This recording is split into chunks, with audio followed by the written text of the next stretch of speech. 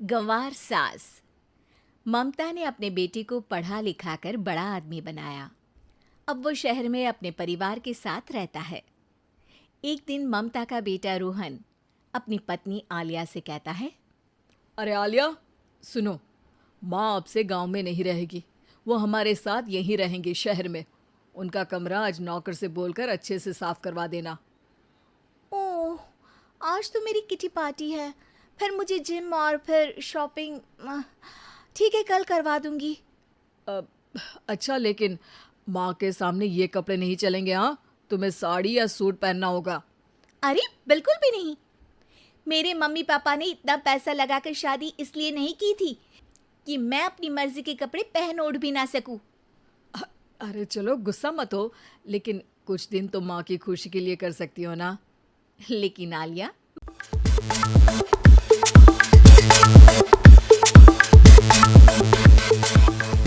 मानती नहीं। माँ आती है सिंपल सी साड़ी, झोला और चप्पल पहनकर। अरे रोहन, मैं इनके साथ कैसे रहूंगी? मेरी फ्रेंड्स क्या कहेंगी? ये तो पूरी गंवार लग रही है। आलिया, माँ गांव में रहती थी इसलिए ऐसी हैं। तुम आज ही माँ के साथ जाकर उनकी पसंद की शॉपिंग करवा देना। इनके साथ घर के अंदर रहना मुश्किल है, बाहर तो मैं कभी भी ना जाऊं। रोहन को आलिया पर गुस्सा आ जाता है। माँ, ओ माँ। हाँ बेटा। वो माँ को ले जाने के लिए उनका हाथ पकड़ता है कि अरे माँ, तेरे हाथ अभी तक इतने कड़े हैं, तूने इसका कोई इलाज नहीं किया? अरे बेटा, इसका कोई इलाज नहीं। वैसे भी मुझे कोई शर्म नहीं कि मेरे हाथ मुलायम नहीं है, क्योंकि इन्हीं हाथों से मेहनत कर मैंने तुझे बनाया है बेटा। अगले दिन माँ, मैं ऑफिस जा रहा हूँ। कुछ लाना हो तो आलिया को बोलकर फ़ोन करवा देना। रोहन के जाने के बाद,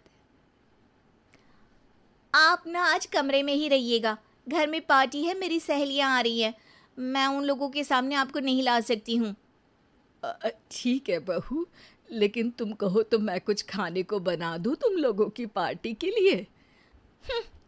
वो लोग सिर्फ कॉन्टिनेंटल या थाई फूड ही खाते हैं।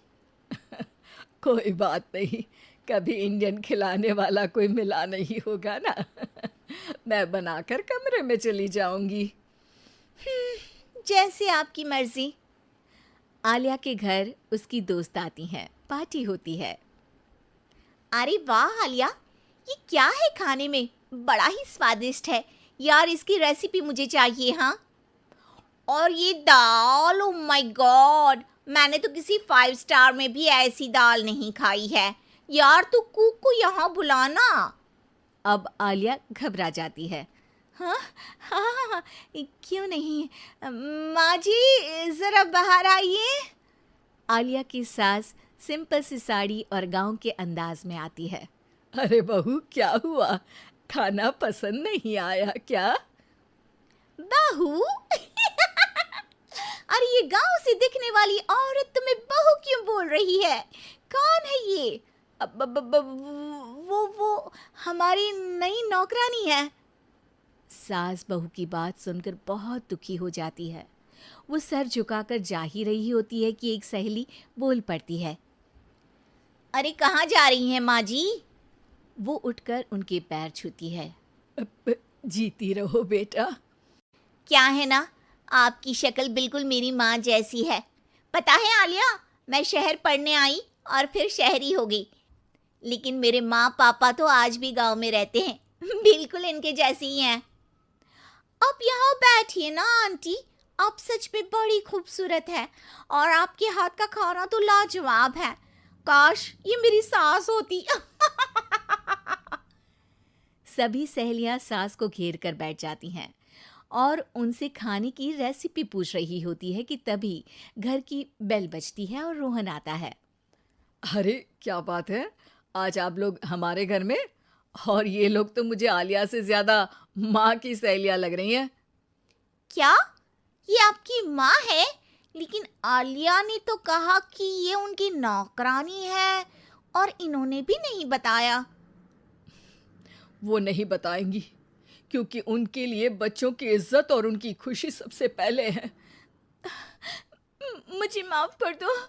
मुझे इन्हें तुम लोगों से मिलवाने में शर्म आ रही थी कि तुम लोग क्या कहती। अरे अब तो हमें शर्म आ रही है कि तुम हम लोगों की सहेली हो। हाँ, जो माँ जैसी सास को नौकरानी बोले वो हमारी सहेली नहीं हो सकती।